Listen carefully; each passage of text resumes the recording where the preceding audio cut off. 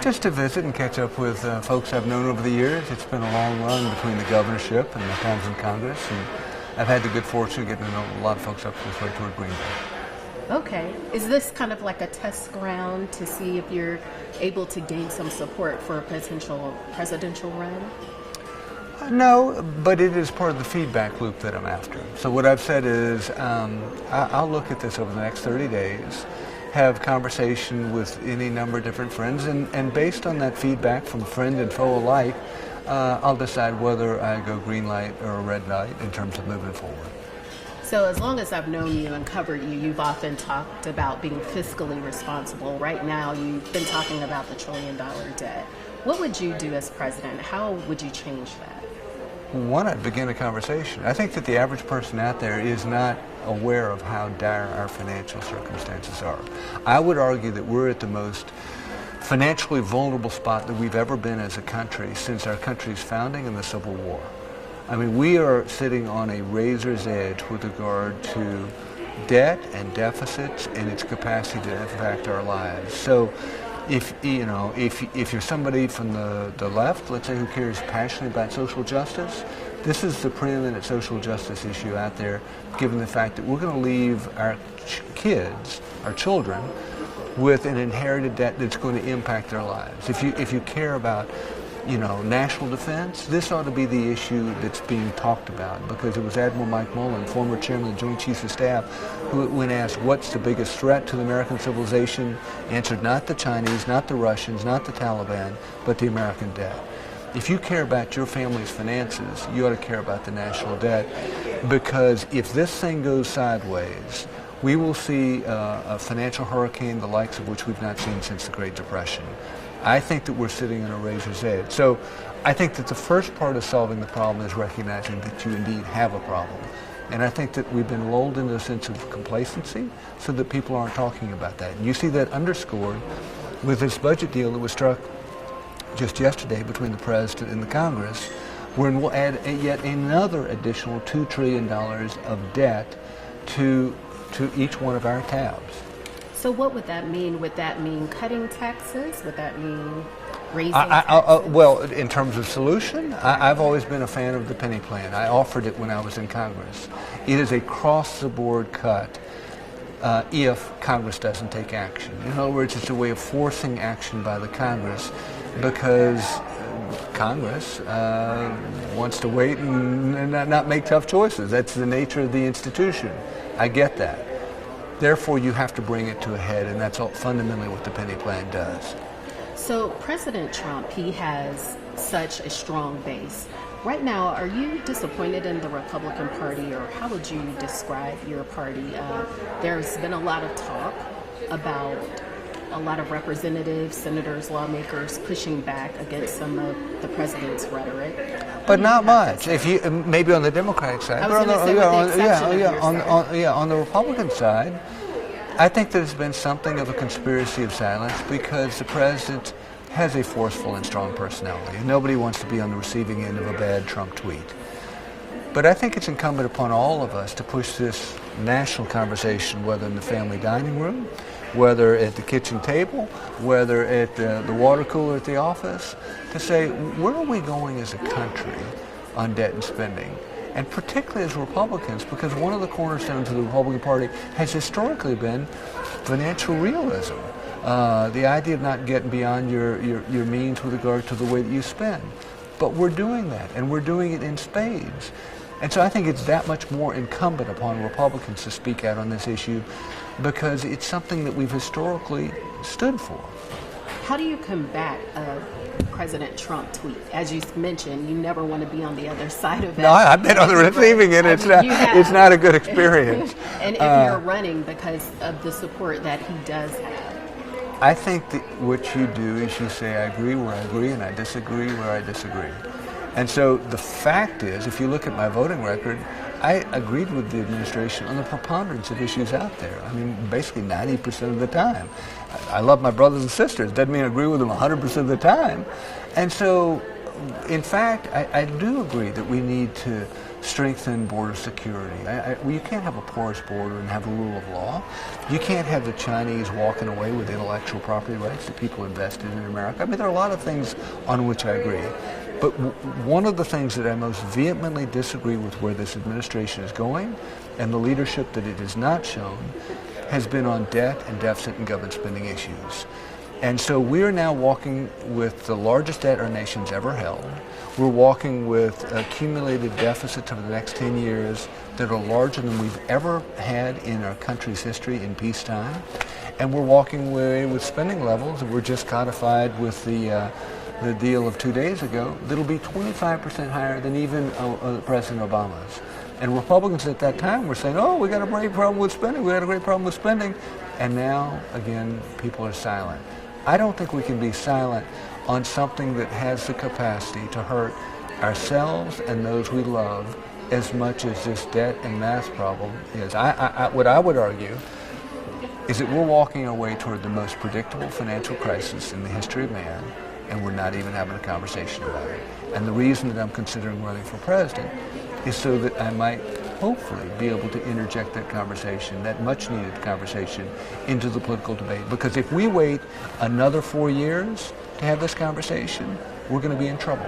I don't think we have another 4 years. And historically, the time at which we've had these debates has been in the year of a presidential election cycle. You're very passionate about your solutions, your ideas, so why haven't you just announced yet? What is the wait? What are you waiting for to make the final decision? With a lot of fear and trepidation. I mean, the idea of being a human pinata is not a really appealing thought. The idea of ripping off scabs of old wounds, because I have pieces of my life that I regret and I wish I could redo, are things that would pause anybody. And so I think it's things like that have caused me to pause. I'm passionate about debt and deficit. I don't know if this is the best avenue toward raising it, and I don't know if I'm the best messenger toward doing so. So you mentioned talking about, well, let me ask you this, bringing the country together. It seems to be very divided right now. President Trump's comments about go back to where you came from. What would you say about those comments? Are those racist comments? Again, for everybody's going to have their own determination as to, you talk to some Republican friends, they say absolutely not. You talk to some Democrat friends, they say that absolutely so. Here's what I know. I know it doesn't fit with what the good book says. I mean, the Bible that so many of us read on Sunday and throughout the week says that we're to love our neighbor. Love God with all our heart, soul, and mind, love our neighbor as ourselves. It doesn't fit with the degree of accommodation I think the Bible calls for in the way we're to treat our neighbors. It doesn't fit with the American experiment. I mean, the American experiment, the beauty of the American system is the institutions were set up such that you could hold one view, and I could hold a view 180 degrees opposite from yours, and you don't go home, and I don't go home. We stay there in that room until we either forge a compromise or we agree to disagree. But that's the American way. Nobody's sent home. You stand and you stand your ground and you argue it till the cows come home, as they say in the country. And the third thing that I think is problematic about it is these tweet storms, these inflammatory cycles, take our eye off the ball of issues that are going to really hurt us. And chief among those issues, in my view, is what we're doing on debt, deficit, and government spending issues. Again, I think we're walking our way into a profound financial storm that could be as great as the Great Depression. There have also been proposals to cut Social Security. What do you think about that when there have been promises in the past not to touch it at all?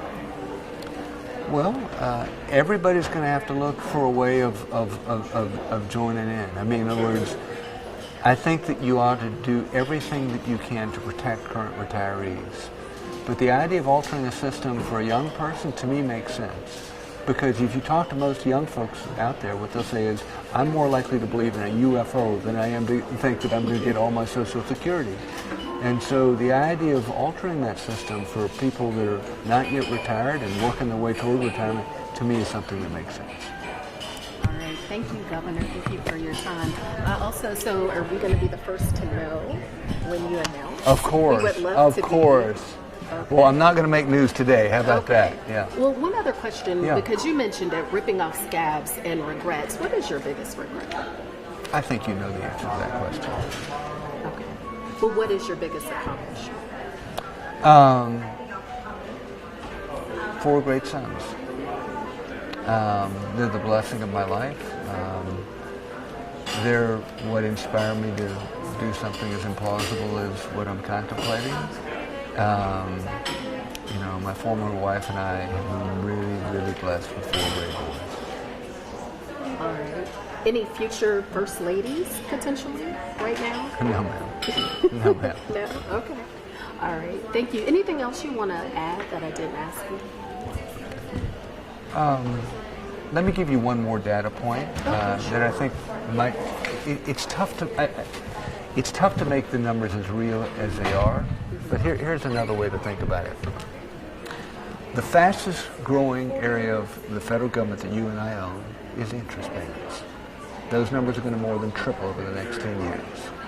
And to give you a sense of scale, we will spend more on interest than we do on our national defense in just 36 months, in 3 years. We'll spend more on interest than we do on children, all federal programs for children, just next year. This thing is spiraling out of control. We will spend more on interest than we do all in domestic discretionary. You know all those food fights that Republicans and Democrats have in Washington every year on the budget? Combine all of them and we'll spend more on interest, and yet we're not having a conversation on debt and interest. I watched 2 Democratic presidential debates, and there was not one sentence allocated to debt or deficit or what we're going to do next on spending. Why do you think that is? Because people perceive it as a boring issue in Washington because it's a tough issue. It's not easy. I mean, to your point on Social Security, other things out there, it is not an easy political fix. And people in Washington want to have a reasonably good day, and so they don't want to deal with it. But if we don't deal with it, then the financial markets will deal with it for us. And the history of these things is, if you don't deal with it politically, financial markets deal with it for you. And you know what happens when that happens? Financial markets don't care about political spin. They don't care about Republicans or Democrats. They care about math. And that process historically has been brutal for working folks, for people's savings accounts, for people's retirement accounts, for people's ability to get a job and keep a job. School debt, too. It's a lot of loan debt, Yeah. debt. How would you combat that? That has been a topic since we have been talking about Trump. We can also mention Democrats have really, a lot of them have pushed just wiping away student debt. That seems to me crazy. I mean, with due respect, 3/4 of Americans don't get a college degree.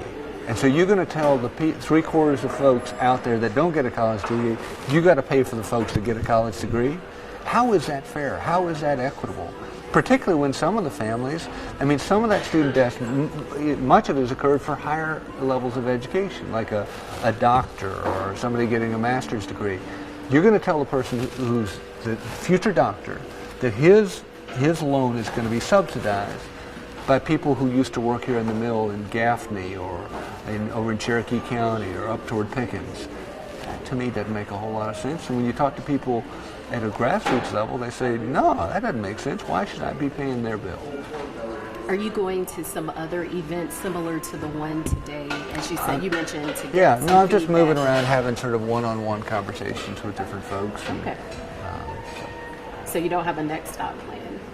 I have a next stop, but they're just one-on-one visits with different folks. Where is not your a group next setting. stop? What's that? Where is your next stop? It's a secret because I'm not going to meet you there. well, She's I'll good. have to She's ask. doing her homework. All right. Well, Yeah. thank you so much for your time. Yes, ma'am. Governor. We really Pleasure. appreciate Thank it. you.